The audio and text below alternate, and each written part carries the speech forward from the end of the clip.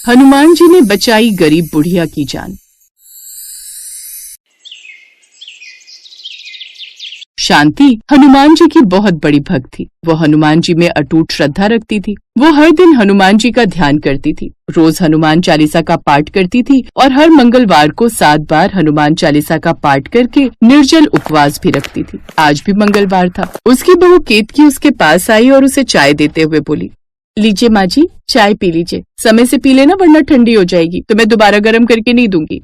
केतकी बहू, लगता है तुम कैलेंडर पर ध्यान नहीं देती हो। चलकर कैलेंडर नहीं देखती तो कम से कम सारा दिन जब फोन में नजरें गड़ाए रखती हो तब तो तुम्हें इतना पता होना चाहिए ना कि आज मंगलवार है। फिर मैं आज ये चाय कैसे पी सकती हूँ? उफ, अरे माँ जी, मैं तो भूल ही गई थी कि आज मंगलवार है। और देखिए, आज मैंने आपके लिए दोपहर का खाना भी बनाकर रख दिया है। अब सारा खाना बेकार हो जाएगा। कोई बात नहीं बहू, तुम खाना उठाकर रख दो, मैं वो खाना कल खा लूंगी। बस खाना बेकार नहीं होना चाहिए। खाने का अनादर करना सबसे बड़ा पाप होता है। नहीं नहीं माँ जी, अगर मैंने आपको खराब खाना खिलाया तो फिर बेकार में मुझे और पाप लगेगा। वैसे भी आप हर मंगलवार को व्रत रखती हो, हनुमान जी मुझे भी नहीं छोड़ेंगे। तभी वहाँ पर केतकी की बहू मीनाक्षी आती है और कहती है, मुझे तो समझ में नहीं आता कि दादी माँ को व्रत करने की क्या जरूरत है। वैसे भी जो भी किस्मत पे लिखा होता है वही होता है। हनुमान जी कौन सा यहाँ आकर माँ जी की मदद करने वाले हैं। ऐसा नहीं कहते बहू, अगर माँ जी को व्रत रखना अच्छा लगता है और ये उनकी श्रद्धा है तो ये उनकी मर्जी है। हमें इसमें बीच में नहीं बोलना चाहिए। माँ जी, जब पापा जी बीमार थे तो भी दादी माँ ने कई बार हनुमान जी से जाकर प्रार्थना की थी, लेकिन फिर भी हनुमान जी पापा के प्राण नहीं बचा पाए। लेकिन फिर भी आप लोग इतना विश्वास करते हैं। मीनाक्षी बहू, ना मैं तुझे व्रत रखने के लिए कह रही हूँ और ना ही हनुमान चालीसा का पाठ करने के लिए या फिर हनुमान जी में भक्ति रखने के लिए। तेरा कोई हक नहीं बनता कि तू मेरी भक्ति पर सवाल उठाए। ये सारी बातें सुनने के बाद मीनाक्षी बहुत बुरी तरह से चिढ़ जाती है और अपने मन में कहती है, बस अब इस बुढ़िया का बहुत हो गया। मेरी सास तो फिर भी ठीक थी, ये बुढ़िया मेरी सास की सास ये हर बात पर मुझसे जुबान लड़ाती रहती है। इसे तो मुझे किसी भी तरह सबक सिखाना ही होगा। मीनाक्षी ने सोच लिया था कि वो किसी भी तरह शांति के मन में जगी हुई हनुमान जी की भक्ति को तोड़ कर रहेगी। उसी समय स्वर्गलोक में बैठे हुए हनुमान जी राम जी से कहते हैं, प्रभु, मेरे भक्त की परीक्षा ली जाने वाली है। मुझे ऐसे में उसका साथ देना चाहिए। हम शांति के बेटे की मृत्यु को होने के चलते टाल नहीं पाए, लेकिन मैं अपनी भक्त को कुछ नहीं होने दूंगा। अवश्य हनुमान, तुम जो करोगे मुझे पता है वह 100% सत्य और सही होगा। मेरा आशीर्वाद हमेशा तुम्हारे साथ है। तथास्तु। जहाँ राम जी हनुमान भगवान को अपने भक्तों की मदद करने हेतु अनुमति दे देते हैं, तो वहीं जब केतकी अपने बेटे के साथ गांव गई हुई थी तो मीनाक्षी ने सोच लिया था कि वो किसी भी तरह शांति की भक्ति को तोड़ कर रहेगी। ऐसे ही उसने सोमवार के दिन शांति को बिल्कुल भी खाना नहीं दिया और मंगलवार के दिन शांति का व्रत होता है। भूख की वजह से उनके पेट में दर्द हो रहा था और वो खुद से कहती है, कल मीनाक्षी बहू के पेट में बहुत ज्यादा दर्द था, उसने खाना नहीं बनाया और आज मंगलवार के दिन मैं कुछ खा नहीं सकता। मेरा बूढ़ा शरीर 2 दिन की भूख को बर्दाश्त नहीं कर पाएगा। तभी वहाँ पर मीनाक्षी एक थाली में कई सारे पकवान लेकर आती है और अपनी दादी सास शांति के आगे रखते हुए कहती है, दादी माँ, कल मेरी तबीयत बहुत ज्यादा खराब थी इसलिए मैंने खाना नहीं बनाया, लेकिन आज मुझे बहुत अच्छा लग रहा है, तो देखिए मैंने कितनी तरह के पकवान बनाए हैं। उसके बाद मीनाक्षी ने कुछ सोचने का नाटक किया और फिर कहा, ओह, आपका व्रत होगा और आप कुछ खा नहीं सकती। खैर कोई बात नहीं, अगर आप चाहे तो आज के दिन अपना व्रत तोड़ दीजिए। वैसे भी हनुमान जी कौन सा आकर स्वर्गलोक से देख रहे हैं कि आपने आज व्रत रखा है या नहीं। वो नहीं देख रहे तो क्या हुआ, मेरी सच्ची श्रद्धा तो मेरी परीक्षा ले रही है। कोई बात नहीं मीनाक्षी बहू, ये पकवान तुम खा लो, मैं आज कुछ नहीं खाऊंगी। शांति को चिढ़ाने के लिए मीनाक्षी उसी के सामने सोफे पर बैठ जाती है और पकवान खाने लगती है और वहीं शांति आंखें बंद करके हनुमान चालीसा का जाप करने लगती है। ऐसे ही अब मीनाक्षी ने ठंड के मौसम में एक दिन बाल्टी में रॉड लगाया और चाकू से उसके तार को कई जगह से काट दिया और खुद से कहा, अब जैसे ही बुढ़िया इस रॉड को छुएगी तो इसे करंट लगेगा और ये तुरंत मर जाएगी। तब देखूंगी किसके हनुमान जी इसकी जान बचाने के लिए कैसे आते हैं। वहीं आकाश लोक में बैठे हुए हनुमान जी ने राम जी से कहा, प्रभु, मेरी भक्त की परीक्षा है, अब मुझे जाना होगा, आज्ञा दीजिए। इसके बाद हनुमान जी वहाँ पर अदृश्य रूप में प्रकट होते हैं और सब कुछ देखने लगते हैं। मीनाक्षी ने अपनी दादी सास शांति को आवाज दी और कहा, माँ जी, मेरी कमर में बहुत ज्यादा दर्द हो रहा है, ये पानी की बाल्टी जरा बाथरूम में रख दीजिए, मुझे नहाना है। मुझे ठंड लग रही थी तो मैंने पानी गर्म कर लिया है। अब शांति उठती है और उसके बाद वो बाल्टी बाथरूम में रखने के लिए स्विच बंद करने लगती है। तभी बिजली की चिंगारी होती है, लेकिन शांति को कुछ नहीं होता। मीनाक्षी ये सब छिप कर देख रही थी। अरे ये क्या, इतनी तेज चिंगारी उठी थी लेकिन फिर भी इस बुढ़िया को कुछ नहीं हुआ। लगता है मुझे कुछ और तरकीब लगानी होगी।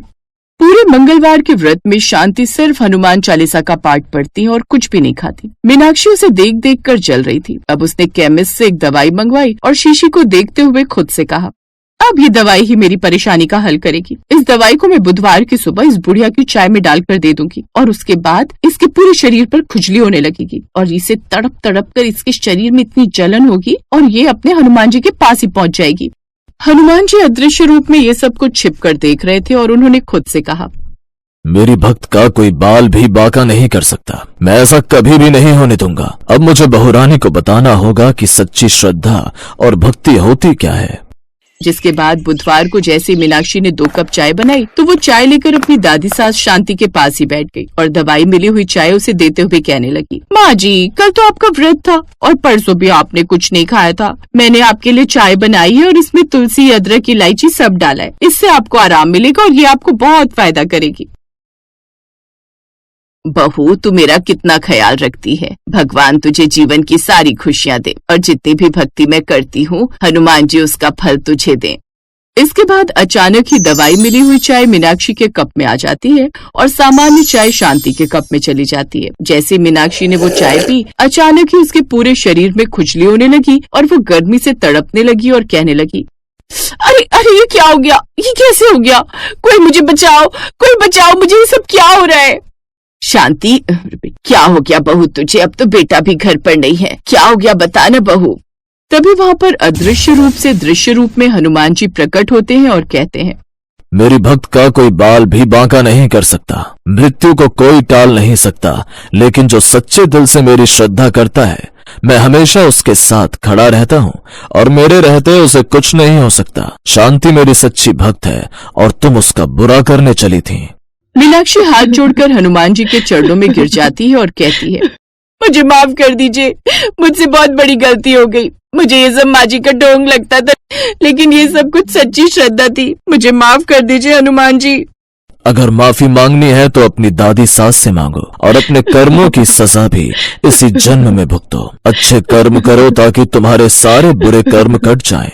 हनुमान जी बोलकर वहाँ से अदृश्य हो जाते हैं। जिसके बाद मीनाक्षी शांति से माफी मांगती है। शांति भी अपनी पोता बहू को माफ कर देती है। जिसके बाद अब शांति के साथ साथ मीनाक्षी भी हनुमान जी का व्रत रखा करती और सच्चे दिल से उनके प्रति श्रद्धा रखती। वहीं आकाश लोक में बैठे हुए राम जी ने हनुमान जी के समक्ष प्रकट होते हुए कहा, हनुमान, सच में तुम्हारी भक्ति की श्रद्धा अटूट है और तुम्हारा उनके प्रति समर्पण भी। शांति के साथ साथ अब मीनाक्षी भी हनुमान जी का व्रत किया करती है और खुशी खुशी अपने परिवार के साथ जीवन बिताती है।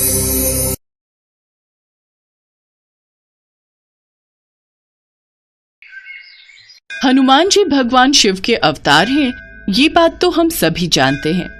लेकिन हनुमान जी और भगवान शिव का युद्ध भी हुआ था, ये बात बहुत कम लोग जानते हैं। शिव जी और हनुमान जी के बीच हुए मल्ल युद्ध की कहानी बहुत ही रोचक और प्रेरणादायक है। यह कहानी त्रेता युग के समय की है। एक बार जब प्रभु श्री राम ने अश्वमेध यज्ञ का आयोजन किया था, तब यज्ञ के अश्व को देवपुर के राजा वीरमणि के पुत्र रुक्मांगद ने रोक लिया और घोड़े को बंदी बना लिया। ये बात जब घोड़े की रक्षा कर रहे शत्रुघ्न को पता चली तो उन्होंने देवपुर पर आक्रमण करने का निश्चय किया। शत्रुघ्न और राजा वीरमणि की सेना में भयंकर युद्ध छिड़ गया। हनुमान जी भी वीरमणि की सेना का संहार करने लगे। श्री राम के भाई भरत के पुत्र पुष्कल ने जब राजा वीरमणि को घायल कर दिया तो उनकी सेना अपनी जान बचाकर भागने लगी। जब भगवान शिव ने अपने भक्त का यह हाल देखा तो वे भी उनके पक्ष में युद्ध करने लगे। भगवान शिव को युद्ध करते देख शत्रुघ्न भी वहां आ गए। दोनों में भयंकर युद्ध होने लगा। भगवान शिव ने वीरमणि को पुष्कल से और नंदी को हनुमान जी से युद्ध करने के लिए भेजा। वीरमणि और पुष्कल का युद्ध 5 दिन तक चलता रहा। अंत में वीरमणि ने पुष्कल का वध कर दिया। ये देखकर शत्रुघ्न को बहुत दुख हुआ। शत्रुघ्न और क्रोधित होकर शिव से युद्ध करने लगे। उनका युद्ध 11वें दिन तक चलता रहा। अंत में भगवान शिव के प्रहार से शत्रुघ्न बेहोश हो गए। ये देख हनुमान जी स्वयं शिव जी से युद्ध करने लगे।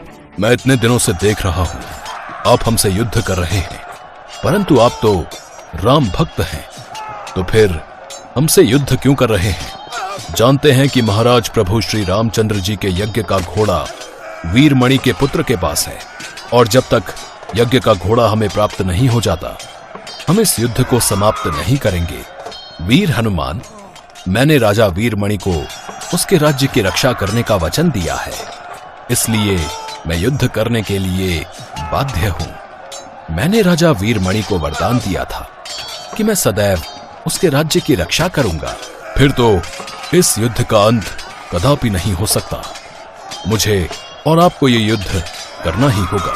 उसके बाद हनुमान जी और शिव जी के बीच भयंकर मल्ल युद्ध होने लगा। हनुमान जी ही तो स्वयं भगवान शिव का अवतार हैं। भला इस युद्ध का क्या अंत हो सकता था? दोनों ही समान थे, दोनों में ही अपार शक्ति और पराक्रम था, और इसलिए दोनों युद्ध करते रहे। हनुमान जी के पराक्रम को देखकर शिव जी बहुत प्रसन्न हुए और उन्होंने हनुमान जी से वरदान मांगने को कहा। हनुमान, तुम अति बलशाली और पराक्रमी हो। मैं तुम्हारे पराक्रम को देखकर अति प्रसन्न हूँ। मांगो, तुम क्या वरदान मांगते हो? प्रभु, यदि आप मुझे वरदान देना ही चाहते हैं तो इस युद्ध में भरत के पुत्र पुष्कल मारे गए हैं और शत्रुघ्न भी बेहोश हैं। मैं द्रोणगिरि पर्वत पर संजीवनी औषधि लेने जा रहा हूं। तब तक आप इनके शरीर की रक्षा कीजिए। मैं शीघ्र ही बूटी लेकर आ जाऊंगा। चिंता मत करो हनुमान, तुमने जैसा कहा है वैसा ही होगा। जाओ और बूटी लेकर शीघ्र लौटो। शिव जी ने हनुमान जी को वरदान दे दिया। इधर हनुमान जी तुरंत द्रोणगिरि पर्वत आए और संजीवनी औषधि लेकर पुनः युद्ध भूमि में आ गए। उस औषधि से हनुमान जी ने पुष्कल को पुनः जीवित कर दिया और शत्रुघ्न को भी स्वस्थ कर दिया। उसी समय श्री राम भी युद्ध भूमि में आ चुके थे। वीरमणि, यज्ञ का घोड़ा प्रभु श्री राम को लौटा दो। जो आज्ञा प्रभु। हे शिव शंकर, मैं जानता हूं आपने ये युद्ध क्यों किया। जिस तरह से मैं भी मर्यादा में रहता हूं, आपने भी अपनी मर्यादा का पालन किया। आपने वीरमणि को दिए हुए अपने वरदान का मान रखा और युद्ध में उसकी सहायता की। देखा महादेव, प्रभु श्री राम के नेत्रों से कुछ भी नहीं छिपा है, तभी तो इन्हें मर्यादा पुरुषोत्तम श्री राम कहकर पुकारते हैं। श्री राम चाहते तो कोई भी उनके घोड़े को बंदी नहीं बना सकता था, परंतु प्रभु श्री राम स्वयं मर्यादा का ही पालन करते हैं, इसलिए ये सब लीला रची गई। वीरमणि का प्रणाम स्वीकार कीजिए प्रभु। हमसे जो भी भूल हुई है उसके लिए हम क्षमा प्रार्थी हैं। ये रहा आपका घोड़ा। अब आप इस घोड़े को ले जाइए और अपना यज्ञ पूरा कीजिए। वीरमणि ने यज्ञ का घोड़ा प्रभु श्री राम को लौटा दिया और फिर इस तरह वह युद्ध समाप्त।